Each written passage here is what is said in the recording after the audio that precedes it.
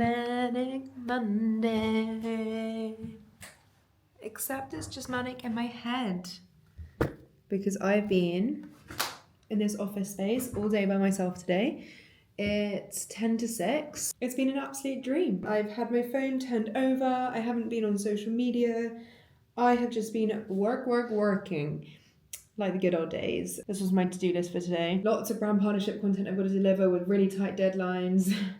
And it's actually taken me way longer than I'd like to admit, considering this is my world, to come up with really creative concepts to frame the brand partnerships through, because anyone could just be like, hey, so for example, one of them is with Pret. They've just launched these super plates, which are absolutely delicious, and I think a fantastic solution to accessible, nutritious lunches that aren't sandwiches or shitty salads. Like Central London, we have access to really good salad options through like the Salad Project, which I'm obsessed with, and these other like bougie places. But Pret is everywhere. And that means you can get super plates everywhere, and super plates are packed full of nutrition, healthy, sustaining, fueling food. And you know I'm not someone to skip lunch. So knowing that that option is there, I think is so helpful. So I got really passionate when I saw that one come through in my inbox. So basically, I could just be like, guys, go and buy the super plates. But I always want my content to be value driven, like valuable first, and the brand partnership to be integrated into the content. So I have to create kind of the concept for the brand partnership content that makes sense to integrate the ad into, that feels very natural and organic and not like you're being sold to. And I pride myself a lot on being able to deliver really good brand partnerships, like really innovative ones. I put a lot of pressure on myself. So it's taken me a really long time today to like nail the concepts. I then did my briefing call with Jordan, issue 2 of community service. And I think I preferred this one to the last one. Like we were talking about formats and why the platforms don't incentivize creators or brands to produce formats. They only incentivize like virality and quick wins. We like dived into how you create a clips network to distribute your long form for discovery, and how most people watch your content through short form on social, so you've got to be setting yourself up for them. But yeah, this is Monday. I'm going to stay here for a bit longer, I think. I'd love to stay here all evening, to be honest. So let's see at what point Austin says, should we get dinner? Until that point, I think we both might be on for late ones tonight. I did just take a break and go and get a bit of a picnic because I was really hungry. Had some rice cakes. These are addictive. Living Things, prebiotic sodas. They're like Ollipops or Poppies, but in the UK. Seem to have popped out of nowhere, but that's never the case. So I'm actually going to take a look into that brand. Also had a call with a company based in New York who represent creators, but very specifically knowledge-based creators or knowledge-led creators. And the founders are from one of the biggest newsletters of all time within our space. They got acquired for 75 million. So they know about creator-led brands. So I'm going to actually go and see them when I'm in New York next week. We've got events this week. We've got meetings, we've got dinners, we've got lots of work, we've got New York. So yeah, welcome to another week. Thank you for all your lovely messages and everything about all the vlogs recently. It means the absolute bloody world. Okay, it's 7:25. I've got an event really early tomorrow morning, so I don't want a late night, but I do need to go through about 50 emails. If you are watching this in the future thinking, Grace owes me a response, I promise you, I urgently owe about 30 people a response right now. So yes, working on it. Gonna go home, have a cup of tea and something to eat, do an hour of emails, and then have an early night. And tomorrow we go again. Good morning, happy Tuesday. Is it Tuesday? I'm just waiting for a train to head into London. I live in London. Head into the city because I am attending a creator network breakfast where I'm also hosting a panel. Currently 8:58. I'm meant to be there in 15 minutes, but train delays are thinking otherwise. So let's head into Central and see what this event's all about.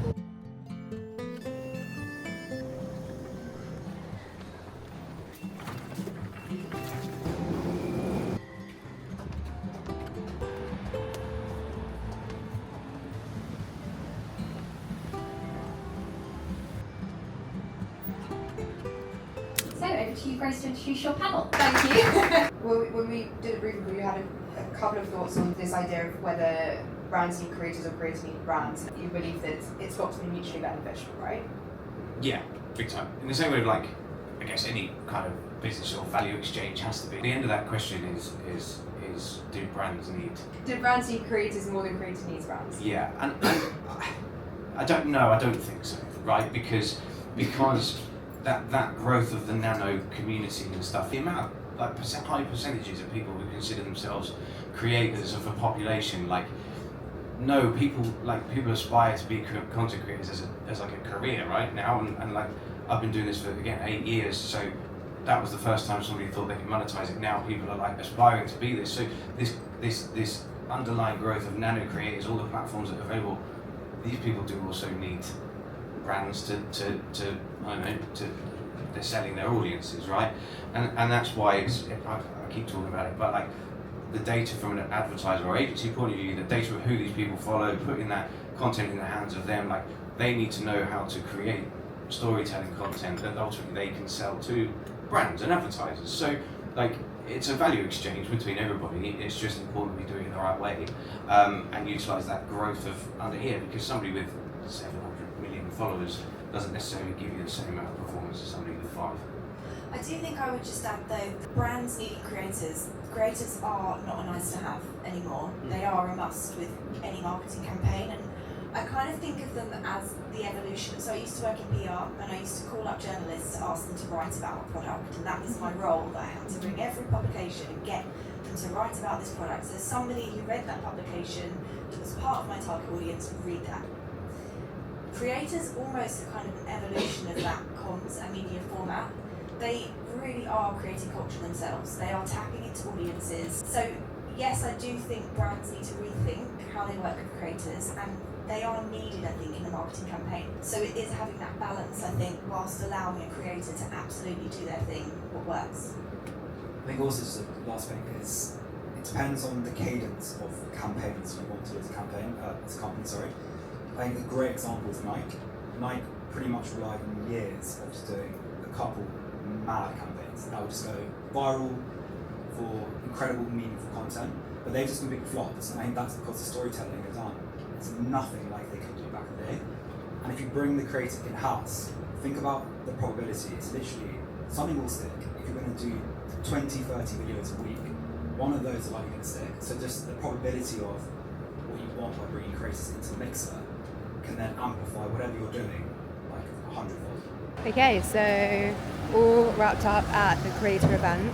It was really interesting because we had a panel with creator, platform, Meta, and agency, Goat. And it's so rare you get all of those three sort of groups of people in the same conversation, and just made for a really refreshing conversation. I just grabbed my favourite matcha whenever I'm this way in Chinatown. I'm gonna murder it, but it's called like tajuri. Someone who speaks the language better than me, you can feel free to cringe and also correct. But yeah, really interesting panel. They presented a report which was sort of the current landscape and looking forward of the creator economy, but from an advertising perspective. So it's always good to hear what the industry and advertisers, who obviously I work with, when they pay me to influence this little bugger dropped on the floor. It's so gross that I've just put that straight back in my ear. Maybe. But yeah, it's really important to sort of understand what the advertisers are saying, because they're the ones who control the budgets, but also the IAB helps produce guidelines for the industry. So it's just really great to be part of those conversations where creators often get left out. Also really, really loving hosting at the moment. And I had a lot of feedback again saying, like, you're very good at it, because I think what I'm doing the whole time is like I'm listening. I kind of go a bit off the questions that I'm given, and I just like really enjoy the conversation. Love to cause a little bit of disagreement as well. I think that's really important. That was a lot of fun. But now I've got to rush. I'm not rushing back. I'm gonna walk to Waterloo to get some steps in, and then I'm taking part in a live stream with the Venture Room. I think they live stream for like 7 hours and have 12 guests back to back, which is just completely insane. So I've got to go back now. I've got to get a brand partnership live, which I've just seen has been approved. And then I need to review our newsletter ahead of tomorrow. I've got about a gazillion emails that have come through that I need to reply to. Just walking through Trafalgar Square now.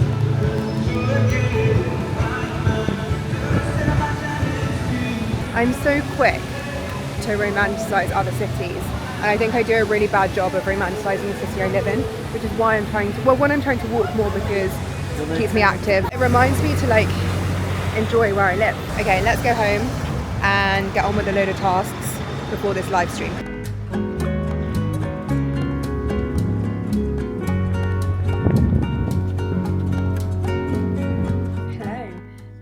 I've been back for about an hour now, and I've just been doing bits, getting some outfits ready for New York with my stylist and signing off for a newsletter and getting some plans in. And now I'm about to jump on this live stream, which, as I said, I think is a 7-hour live stream with the guy who runs the Venture Room. And this is currently what it's looking like. Ooh. So I will be on there shortly. And it just came about because Viraj reached out to me and said, like, I do this live stream thing, there are going to be people from all sorts of companies on it, do you want to hop on and just like have a chat for a little bit? So I was like, yeah, sounds good. If I was being really smart, which I still can be, I would have filmed it for content for myself to actually turn into something, but here we are, just diving in as I am. I've got 5 minutes, but we're just going to talk about like current state of creator economy, creators building businesses. They're speaking to people from 11 Labs, Lovable, Veed, OpenAI, so like very tech heavy one. So it's funny that I'm sort of slotted in, but I'm going to chat about the newsletter, I guess. We'll plug you in and keep you on for a little bit. See if it's any interest for you. This meeting is being recorded. Grace, how are we? I'm so good, thank you. How are you? I'm doing incredibly well. 2 months ago, if you'd asked me what I did, I would have said that I'm brand director at The Diary of a CEO with Stephen Bartlett and Flight Story, but having left 2 months ago, that is no longer my title. My title is still something I'm figuring out, but I am a creator entrepreneur who is building audience before product. I share my inner thoughts and inner workings when it comes to brand content creator. I wanted to use this time to basically pick your brain, right? Okay, let's start where everyone really wants us to start, Flight Story, right? What did you actually take away from that experience, besides the hyper A/B testing? Like, what have you learned that you're applying to what you're doing now? I think it's something that actually Daniel Priestley speaks a lot about now. Just having the time spent in rooms and environments with early stage and later stage founders and entrepreneurs. And he says that his best advice to anyone who's looking to start out is spend 1 to 2 years alongside an early stage founder or an entrepreneur who's building. And it's funny because that really is how it's played out for me. I unintentionally worked very closely or alongside one of, I guess, Britain's greatest entrepreneurs of the moment. And yes, there are so many things I took away in terms of strategy and mindset and principles, but it was more about the rooms I got to be present in and observe and almost absorb by osmosis that I think is what is so unique about those opportunities. Because yes, I can sit here and list off the way we tested thumbnails, and I can talk to you about our failure mindset, and I can talk to you about those principles, which I do share on podcasts. But I think it's almost the parts that I could never quantify. It's that feeling when you walk out of a meeting that you were pulled into last minute with the CEO of Spotify and like an A-list celebrity trying to just like problem solve their current issue with their podcast, and you walk out and you're like, wait, what? Like, how was I in that room? And it really is that access. And you know what, I'd add to that, right? Like, one of the things I found with the show is that I feel more energized afterwards. And that's when you really know you've come across like someone incredible. And you walk out of a room and something saps your energy, you're like, okay, maybe it's just the time of day, whatever it might be. But when you walk out of a room with some of these incredible people, like, it could be across the board. You don't just have to be the archetype of a founder. One of the things that I found is definitely, like, I have so much more energy to go and keep doing the boring stuff. Yeah, I mean, I always remember when we would so we took the Diary of a CEO on tour, and we travelled around Australia, and we landed, and we went straight into that first night of shows. And I mean, if you've ever travelled that far on the other side of the world, the jet lag is like all consuming. It's like nothing. It's like wading through treacle, and it's so intense. And we did a 2-hour Q&A meet and greet before every show, and we had 100 people who'd bought VIP tickets who all got one-on-one time with Stephen. And I remember I was only there to capture content, you know, be of assistance, support the audience, be there for the community. And I remember that finishing, and honestly, I was like pinning my eyelids up like this. I was like, I didn't, and I just turned to him and I was like, how do you feel? Because you've now got to go and deliver a 2-hour show and keynote and presentation. And he was like, honestly, I would always do this before the show because I'm so fueled with energy from all these inspiring people who want to talk to me and share their stories and ask for questions. He was like, it fuels me. And it really is that. And I think people often would say to him, wow, you stayed right to the end to speak to everyone. He was like, this is where I get my inspiration. This is where I get all my ideas, because I'm hearing from you and the energy is infectious. And I learned a lot from that. I think I get the same, that contact with similar minded people to get everything whirring again. Like, I really missed that, and I've had to work hard to replace that, what I had at Flight Story, with similar communities now. I mean, I'm also like a drama kid. My background is like, I love being on stage. The adrenaline rush before it is everything. I live for that moment. So the fact that people want to pay me to explore what I'm thinking about is really cool to me. So I know a lot of people find that side of things really draining, but I actually find that side of things really energizing as well. The main goal with my YouTube was just raw honesty. And I said, I don't know where this is going, but I'm going to document it. And I think the reason it's gone down so well, and I've had such incredible, intense reaction to it, is because people are craving that uncurated, unedited narrative of just what it takes, and what it takes to just be consistent when no one's watching. Grace, thanks so much for the time. Pleasure. Bye. That was Grace on the show. Okay, I have an emergency. I'm on the train. Should I do it in a slick back bun? You want a big thumbs up for Dan? I agree. Yeah. Are you excited? Can Can you please take pictures? We will.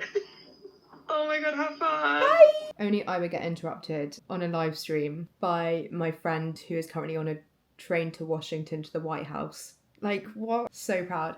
That was fun. That was a really easy chat. Right, I've got to do sign-offs and emails now because I've got to head for dinner in 2 hours. Hello. It's now 10 p.m. I went for a gorgeous dinner with my brother at 5:45, which meant we were back by 8, which is just... I know I said I love a 6 p.m. dinner, but I think 5:45 might take the biscuit. Delicious. Came back, scheduled a brand partnership post for Instagram, which is going live tomorrow with Pret. I actually can't process that Pret-a-Manger, my absolute delight in life, we got these bloody black lines are back. I think it's my camera. Yeah, my delight in life are sponsoring my Instagram post tomorrow, which I'm just so excited about. So excited. And they've given me complete free reign. Like, literally, I came up with the concept. They had no feedback. They've just been a dream to work with. So just makes me love Pret even more. So that'll be going live on Instagram tomorrow. Just had to get that all scheduled in, and then I reviewed... Excuse me. I reviewed the draft of this week's vlog, which is a really fun one. And I just feel like really good energy watching it back. So that was fun, and just left all my notes so we communicate in frame with my editor, which is exactly the same process we used to do with Diary of a CEO as well. So it feels very nostalgic. It's like the best feedback app I found. Frame.io. Love it. Recommend it to everyone. And I went to Agora for dinner, which was absolutely sensational. And I've just put it on my stories and seemingly found an Agora fan club. You have to queue, you can't make a reservation. So actually having a really super early meeting time for dinner was really in our favour because the queue is never ending. Delicious, but highly recommend if you are in Borough or Central London. I'm going to go to sleep now because I'm shattered and have an early start tomorrow. Got a whole day of activities tomorrow. Some really fun stuff happening. Yeah. Another dinner tomorrow night because it's kind of what, when you go away, you kind of just get all your dinners in back to back. And I'm going away on Thursday. I can't wait to tell you all about New York, why I'm going. It's not a huge reason, but it's enough of a reason, and I'm so excited. It's my favourite city in the world, and I can't wait to take you with. I'm going to go to bed now. and I will see you bright and early tomorrow for some work. Hello, happy Wednesday. I promise I've only just put my dressing gown on. I haven't been in my dressing gown since this morning because I think it's about 2 p.m. now. I ended up going to bed at like 11. I wish I'd gone to bed earlier because I really struggled to get up this morning. I got up first thing and got 2 brand partnerships live, one with Prep on Instagram and one with Content Con on LinkedIn. And I want to just talk about the Prep partnership because it, for me, is the epitome of what creative partnership should look like in 2025. They gave me full creative control. I could just come up with any idea and integrate their product into the post in any way I wanted. I didn't have to follow any rules or guidelines. I just had control because they know that that's the best way to reach my audience. So I did the trend of, unfortunately, I do love, and incorporated the like Prep plates into that to the point where people were like, I didn't realize this is an ad, which I get from an transparency and advertising side of things. Like, you do need to like have transparency with an ad, but my goal with my content is to create like really high value content. At this event yesterday, we were actually discussing this like butting of heads between creators wanting to create great content and advertisers wanting like transparency with advertising. I have a really strong take on this, that I believe the minute you open social media apps, you are being sold to, whether you realize it and it's being spelled out to you or not. Even if it hasn't been paid for advertising, you're being advertised to non-stop. And I think people are aware of it, and I don't think you should have to declare everything as like ad, because it really ruins like great creative, because as soon as people see those words, they switch off. Whereas they might have actually been interested in it if it hasn't been shoved down their throats. So I'm very passionate about creating really high value content that happens to integrate brand partnerships into it, which is what Prep allowed me to do. They came back with no tweaks, no amends, and I'm really proud of it. I'm really proud of they're the type of brands I want to partner with long term. So, and I freaking love Prep. If anyone knows me, they know that for the last maybe 15 years of my life, if I've walked through an airport, I've grabbed a tuna Prep baguette. It's like my comfort plain food, and I adore it, even though tuna stinks on a plane, so sorry about that. But their super plates are such a nutritional option for people just like grabbing on the high street. Like for people like me who are just like in a rush, need to grab something, but they actually want like nutrition. It's so hard to find good stuff that's not a sandwich. So I'm really delighted about these super plates because they're not just a salad, they're like full of grains and all the good stuff, like actual vegetables and protein and good healthy fats. So genuinely so delighted to get behind that and really push for more people to stop and eat lunch and not skip lunch, because I had that drilled into me for a long time and it's not a good healthy place to be. So yeah, delighted about that. Then we got our Substack live. Issue 2 of Community Service went live today, and it is a hefty, meaty edition talking all about the stuff that genuinely people in the actual industry, like not people who are like, oh, I work in marketing, like actually people who've worked in content studios and production and brand and creator world. It's like we really lifted the curtain on some of those things. So we really like spoke about how clipping works and why clips are a product in themselves, not just a marketing funnel to your long form, and why you need to rethink your clipping strategy. And we discussed BuzzFeed coming back this week to YouTube and why we think their strategy is wrong and what you can learn from it. We talked about the interview of Stephen Bartlett on Jimmy Fallon. Like we really just covered everything within the creator space that happened this week and really lifted the curtain. Substack give you like a suggested time of like how long they think it is to read the thing, and it said 10-minute read, and I was like, yeah, that's the level of value I want to offer, like a chunky 10-minute transcript debrief of Jordan and I's discussion. So really proud of that one being our issue 2. We've got nearly 4,000 people subscribed, which is just completely mad. And now I'm like, right, how do we get to 10k? I'm so focused on the 10k. So yeah, if that's your sort of thing and you want something to read over your coffee, lunch, whatever it is, lunch because we're eating lunch, I'll leave the link below. It's called Community Service. We're in service of you. It's a weekly debrief from our briefing call that we have the day before.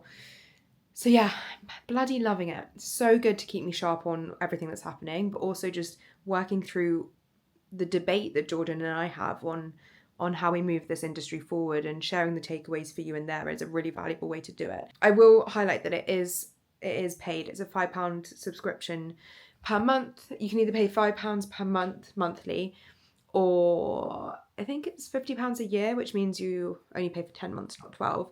And what you get for that £5 a month is other things, but the main thing, which you don't get if you don't pay, is the newsletter. So you get the briefing in your inbox every single Wednesday. And so it works out like £1 an edition or £1.25 an edition, which hopefully makes getting access to our brains much more accessible than if we were to offer sort of coaching or group coaching or anything like that. So yeah, just wanted to make that super clear, because I know you can sign up for free, but you won't really get anything. You know, we purposely put it behind a paywall just to make, for a few reasons actually, to make it, I guess, more, there's a lot of science behind making something cost something, because it becomes more desirable and more valuable to people. And the second thing is, like, this is our time we're giving up. It's a lot of time to do this. So other people use newsletters to funnel you into a much more high ticket product. Our newsletter is the product, and it's low ticket. It's £5 a month. So yeah, there's a few reasons there, a bit of science behind all of that. But yeah, and then today I went and got my nails done at a new place, which I love. They've done such a good job. I'm now obsessed with baaaaack, this like milky pink. Stunning.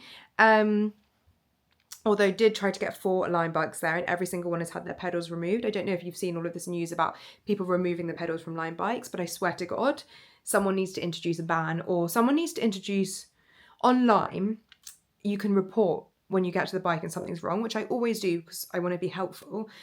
And the person who last used it, if it's happening repeatedly, if it happens like 3 times on bikes they use, I think they should get penalised. Just putting it out there, line, because it's getting silly. The people are stealing the pedals and keeping them so that they have a bike to come out to. Like, that's not how this works. Don't ruin it for the rest of us. That's what I'm going to say.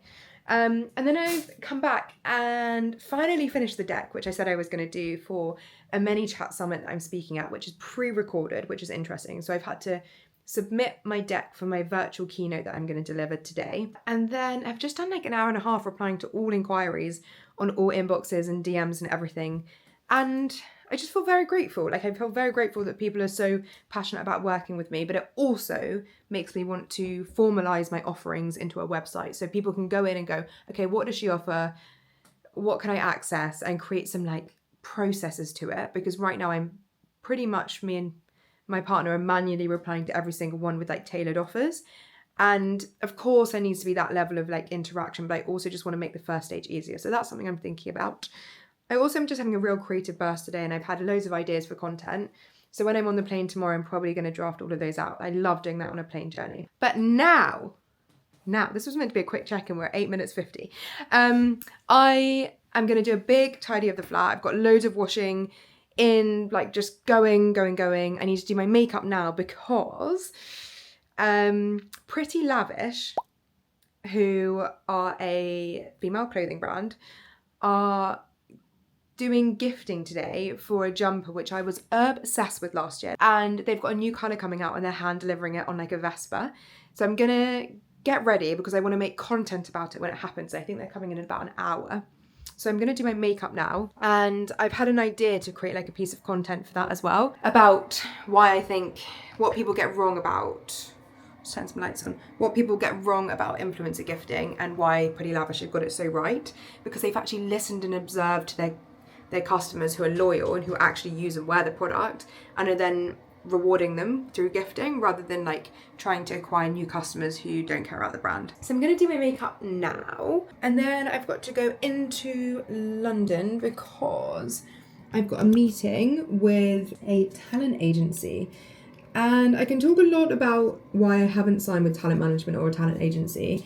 Maybe not now because this is getting too long, but I've had a few inquiries, had a few conversations with people, and the reason I'm meeting with this talent agency is because it's actually for their speaking department. They have a whole corporate speaking division, and it's non-exclusive. So there's a few things in that. So I'm going to go and have a conversation with them. It's someone who I was aware of when I was working with Steve, who was someone who sort of supported with some of his speaking engagements. So I'm going to meet his team as they got in touch, and I love meeting these people in person. So going to meet them in their offices in Soho or Covent Garden, I think, and Then after that, I've got another dinner with my founder friends who we meet up with every so often, who I adore, and we're going to Bottarga, which I've wanted to go to for ages in Chelsea. I'm going to New York shortly, but I'm going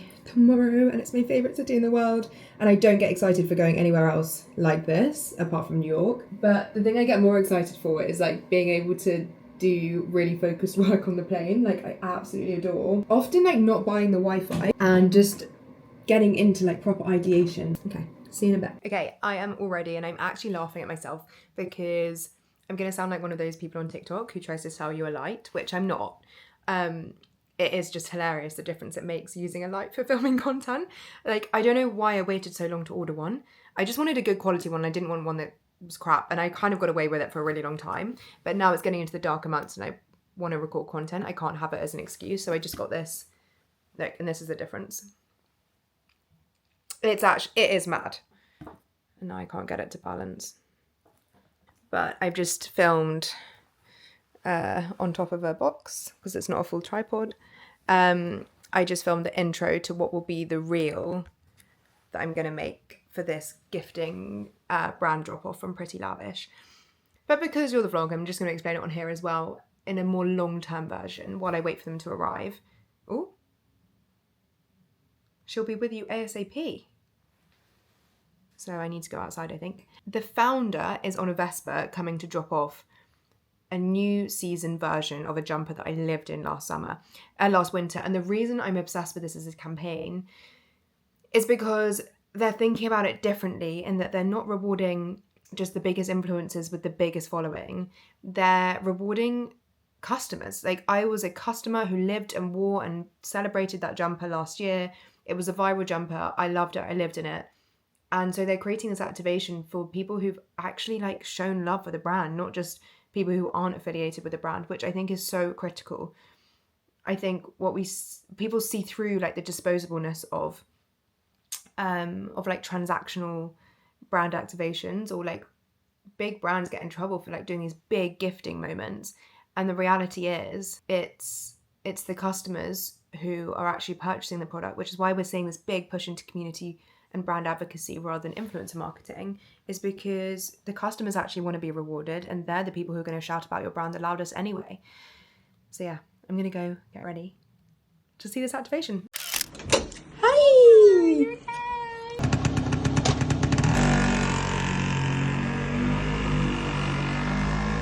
So I win the worst award for keeping you updated today because it's now 6:10 and I don't believe we've spoken since before the pretty lavish drop-off, which was so fun.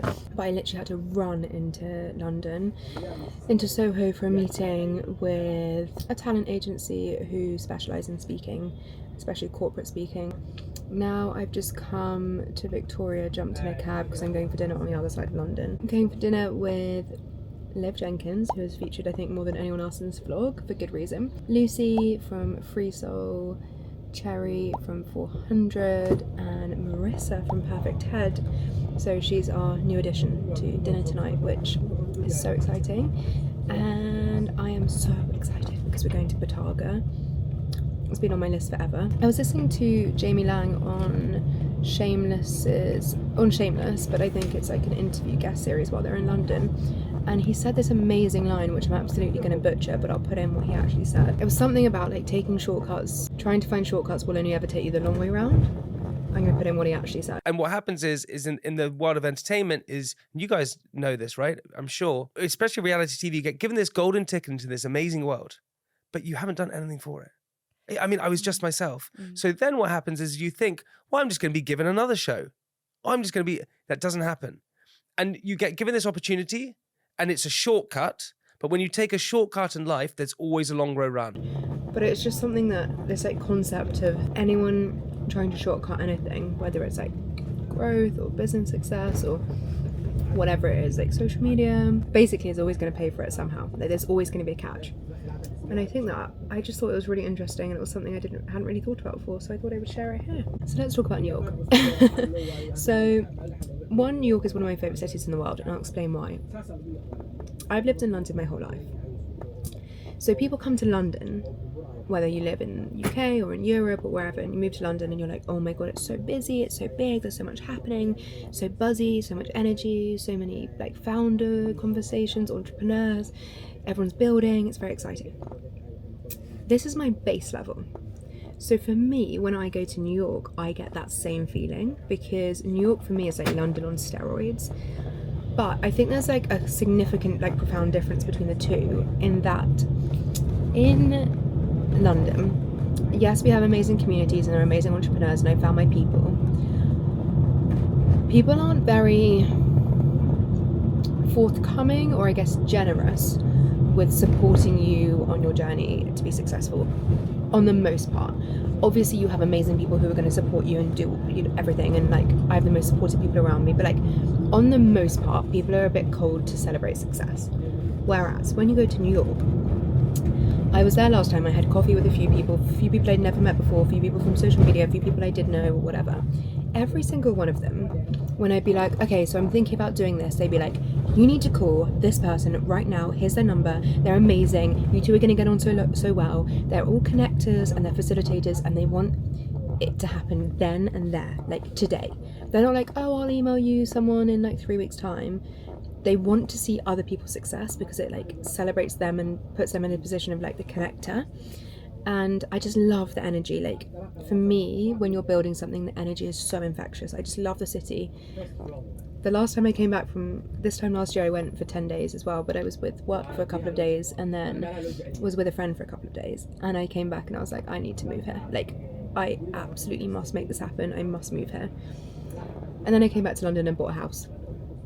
I remember Marissa from Perfect Head saying, I said to her, I was like, I need to move to New York, and she was like, haven't you just bought a house? And I was like, yeah. So for now I'm just like scratching the itch with a few trips. I'm going to be staying with one of my best friends, which is very exciting. Just complete coincidence that her housemate, her flatmate, is away for the exact same dates I'd booked flights for. Like just so many bizarre coincidences recently. I also booked the flights like 3 weeks ago or 2 weeks ago, and the day after I booked them I got an invite for an event in New York while I'm in New York, for like something that I've never, just like so obscure, from Princess Eugenie. Like it's so bizarre, but obviously I'll take you along to that next week. That happens to be in New York, just like so random. And quite a few things like that have happened recently. So I've got a few meetings, I had a podcast recording but it's been cancelled, which is totally fine. I've got this event, but so people are like, you going for business or pleasure? I'm like, I'm going for pleasure but with business as an excuse, if that makes sense. Like there's a lot of people to see and meet and say hi to when I'm there. So yeah, could it have happened on Zoom? Absolutely. Am I using that as an excuse to get to my favourite city in the world? Absolutely. It's one of those cities where you never know what's going to happen. So I love it. I adore it with all my heart. But yeah, that is New York. Tonight really enjoyed like turning around that content. It makes me feel really like energized, and I think the more you do, the more content ideas that come to you. So definitely need to like get that rhythm going. I felt so honoured to have been chosen, and the outfit's just so nice. Like I just can't believe I get gifted all these things. It's so crazy, and I don't take any of it for granted. But I do just think, wow, if you just started a brand, you could do all this too. I will say at the event yesterday, one of the stats they shared was that 1 in 4 people now call themselves a creator or an influencer in the UK, which I thought was pretty crazy. I actually thought was a bit like blown out of proportion, maybe take it with a pinch of salt. And the one in the US, I think it was 1 in 2 or 1 in 3. It was crazy. But it's just making me think, like all these conversations and just hearing all these headlines and news and articles and the decks I'm creating are all about like this booming creator economy, this booming industry, all advertising spend is going to creators and not through traditional streams, and budgets are being put into creator economy and creator entrepreneurs and knowledge creators, and like this booming industry, blah blah blah, it's going to be worth $500 billion by 2030, like all of these crazy stats. And I'm thinking, I want to build something in this space while it's on this like crazy rise. I'm so inspired by what Stan Store have done, and Jay, their founder, is just phenomenal. So interesting and exciting, and just adore what they're doing and making such an impact. And the reason I talk about it is because Gary Vee invested yesterday, and Steve invested when I was still at Flight, and like Gary V investing just suggests this, like they're just like on this trajectory. And so I'm like, either do I invest in and co-found something with someone who already has the idea, or do I spend some time figuring out what the idea is and back myself to go and build it myself? Because I know this is the space to be in. And what I think about a lot is we've got all of these creators, all these people who know how to build audience, people studying at university courses to become a creator, but they don't know how to monetize their audience or build a business. And you think, yeah, they may know brand partnerships, but a brand partnership essentially is you getting a very tiny stake and then the business making a huge stake. But if you monetize your audience, you get the full 100%. You're not just the marketing channel, you are the business, you are the brand. And that's the direction we're seeing creators go in. So yeah, there's something in it. I'm like on the edge of figuring it out. But that's what my head's thinking a lot about. And then the other news is like I am progressing with a book. The conversations are progressing, and I should have an update for you in not too long. God, I just feel overwhelmed with excitement sometimes. Today is one of those days. No, I honestly back it. It's all going in. There's no montage going over this section. I wish that you'd got Marissa Melvin. Was it too jolty? Is that it? Sorry, not literally the whole point of going for dinner at 6:30 to be back early and like in bed, and it's 11 o'clock and I just got back. Honestly, yapped for like 4 hours. Good food, but just like chat. I genuinely don't think there was a problem in the world that could not have been solved around that dinner table tonight. And I just feel so energized, lucky, grateful to have women in my life like that who I can have conversation with, challenge each other, feel like we're genuinely taking on the world, support each other. Like all of them, I got there and they were like, congratulations. I was like, what for? And they were like, the launch of your Substack last week. And like, these are people like literally sat next to obviously Marissa, who's building Perfect TED, which I think they said it was one of the fastest growing businesses in the UK. I think it was number 1 on the list, which is just like, what a privilege to be able to be sat next to people like that. I don't take it lightly. And I just think the power of like being a kind person, putting energy into people, investing your time into them has such amazing impacts. And if you haven't found your people, spend time, at events, getting to know people, surrounding yourself with people. And I think being in a city like London really helps. But being in a city like New York helps even more, which is why I'm so up for just like meeting people and having a great time when I'm out there. I need to check in for my flight now. I'm going to reflect on a few things we discussed tonight about the future of the creative world and creator space and creator economy, and I had like a few questions that I wanted to get their views on. We discussed everything, we're so transparent about rates, and I just think it's really important to have those people. Like I have my girls, my friends, my like best friends who I can talk about anything with. I know them inside out, and then like my business gals, and I think you need different groups of friends to serve for different things. I feel like I'm getting closer to whatever this thing is going to be. It's New York Day. If I look tired, it's because I am. Tired as shit. Eating a bagel, I guess that's like celebrating off to New York. I'm going to be having many more of these very shortly. I'm so excited. I'm tired because I watched The Summer I Turned Pretty last night instead of going to sleep, which was just really silly. And it was good. I haven't finished the finale. I'm going to save that for the plane. My Whoop recovery says 25%. And it's like, you slept okay, but your recovery is shit, basically. So it's really matching up to how I'm feeling today. So I got up early and went to Pilates because I always like to do movement on days where I've got like long haul flights. The problem with having worked at the Diary of a CEO is I have too much advice on like health and tiredness and jet lag and all of those things. So I have quite a few like practices which I do for a long haul flight. One of them is like exercise. Make sure you've got like exercise in on the day that you're flying. Just get everything flowing, get endorphins flowing, but also there's obviously science behind it. Make sure I'm really tired by the time I get there. Made myself my Freestyle electrolytes, creatine, collagen, coconut water, magic water, which is like full of hydration, full of all the things you need that you lack on a plane. Going to be sipping on that. I've got to do a full tidy of the flat because, well, 2 things. One, I want to for my insanity. I hate leaving a messy flat. I'm actually going to wash all the bedding too. Second, my boyfriend's love language is like, I guess it's acts of service. It's like tidiness. Like he would much rather me leave the flat clean than get him a gift. Whereas I would much rather flowers than a tidy flat, different love languages. And he's been away for 2 days, so he'll get back tonight. So I'm going to make sure the flat is tidy. We could do a whole episode on this. Like, relationships are amazing. He's my rock. I don't know what I would do without him. But when you're building stuff, it was something at Diary of a CEO, I was constantly like, people aren't in relationships, they don't have to think about this like added thing, but then I need it. Like I wouldn't change it for the world, but really trying to like invest into my other buckets at the moment that I feel like I neglected, and that is one of them. Not neglected, but you know what I mean. The other thing I was going to say is I've been feeling so creative this morning. Like, I think, do you know what it is? Last night I was asking the girls about like the creative economy and all of that stuff I was saying, and they were talking to me about what they're seeing, and what they're seeing is stuff that I already know about. They were like affirming what I already know rather than telling me new stuff. And I was like, and also stuff that I've been thinking about for like the last year or like the last 6 months. It reminded me that I'm so in it that I think everybody knows everything that I know, or everyone's having the same conversations that I'm having. But when you're like an expert in your space, people rely on you for the updates, and I've been holding stuff back because I'm like, oh, that's boring, like everyone already knows about that. The reality is that they don't, because they're getting on with their day, doing their thing in their area of expertise. And so it actually reaffirmed to me that I need to talk about all the things that I'm thinking about anyway, that to me feels like old news, but it's not. So I'm really going to double down on a series about employee ambassadors, because just seeing huge moves in that space. And then the other side of things is like this knowledge creator space, which in my world we've been talking about for ages, but actually last night all of them were like, yes, that's the future, knowledge creators. I think I was expecting them to be like, I've seen this, and I'm like, oh my God, I haven't thought about that.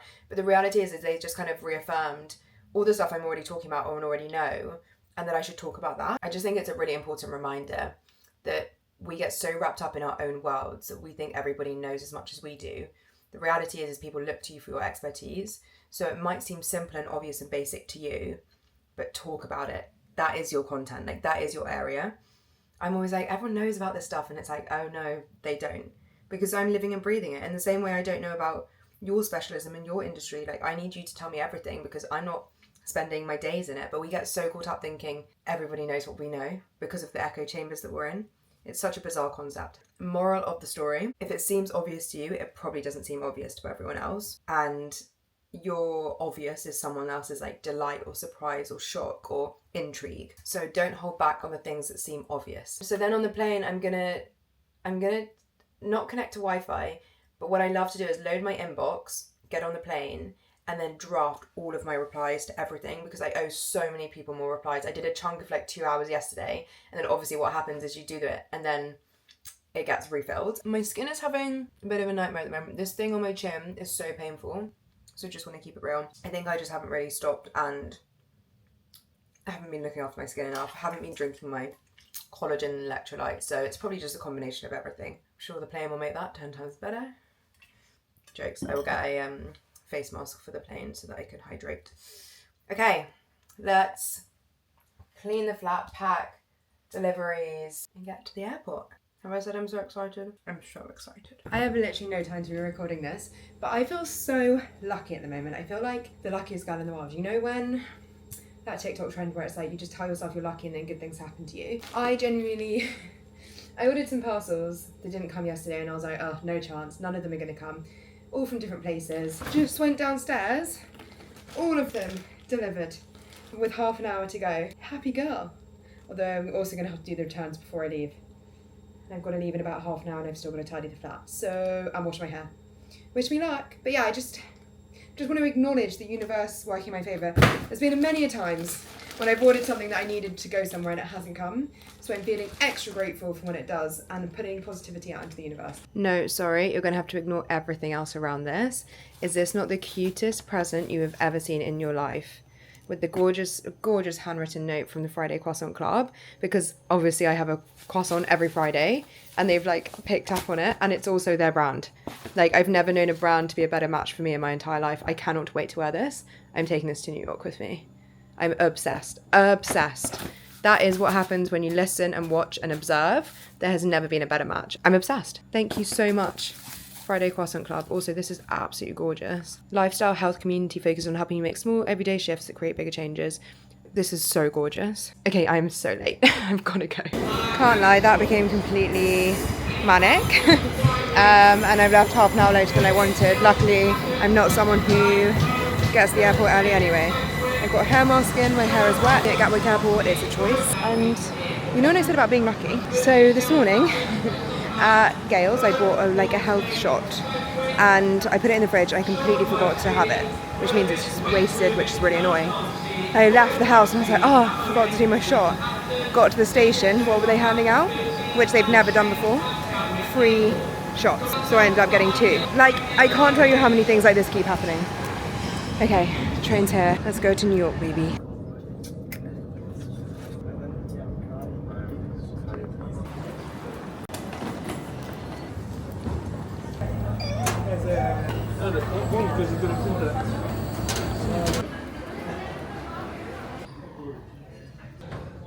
Guys, I'm just sat at the gate because I was trying to upload some vlog footage for my editor before I got on the flight, and it's obviously not working. But you know what I said about being so lucky? I got to the gate to board while I ran because I thought I was really late because it said final call. And I was busy getting my journal juice, and I got upgraded. I don't think it gets luckier than that. Like, the luck is all just in my favour right now, and I feel so lucky. So lucky. They literally just upgraded me, and I was like, then my ticket wouldn't work, and I was like, oh. And she was like, oh, you've been upgraded. And I was like, of course I have, because lucky things are happening to me, and I feel so lucky. Okay, I'm gonna go get on the plane. In my upgraded seat. Let's fly to New York.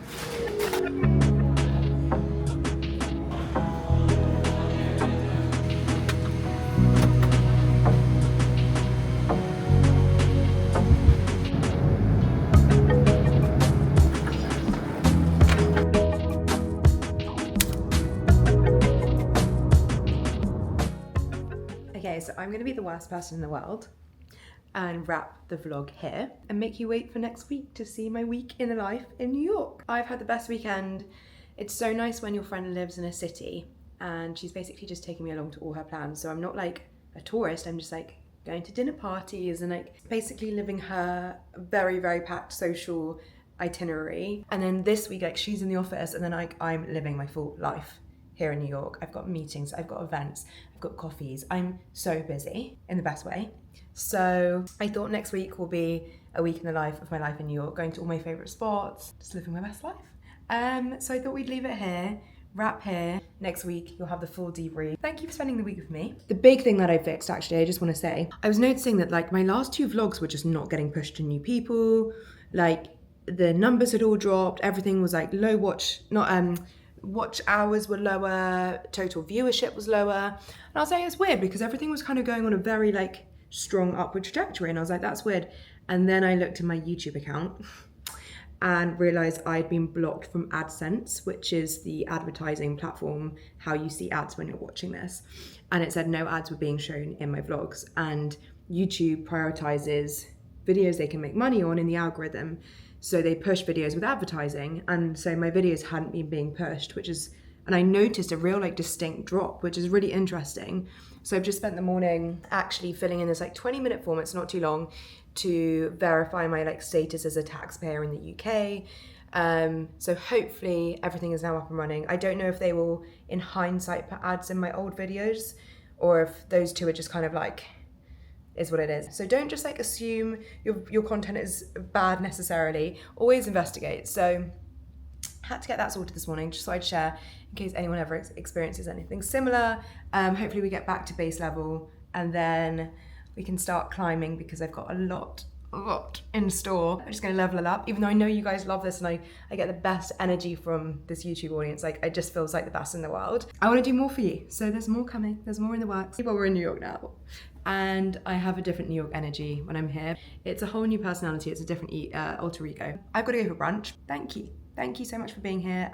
It means the world. If you haven't subscribed already, we are going on a journey, like an absolute journey, and I would love if you stuck around. Sorry, Mom. It means the world, it just means so much. And I feel like we can like push towards like 10,000 subscribers by the end of the year. That feels like a nice doable amount, and I'm really excited for you to be a part of that 10K. Maybe when we hit 10K, we'll do something fun. Virtual, real life, something. I'll have a think about that. You have a think about that. Let me know in the comments. Let me know how you're doing. How's it all going? How did you enjoy this video? Like, have a chat with me in the comments if you've made it this far, because I love chatting with you. Lots of love, and I will see you next week in New York. Bye.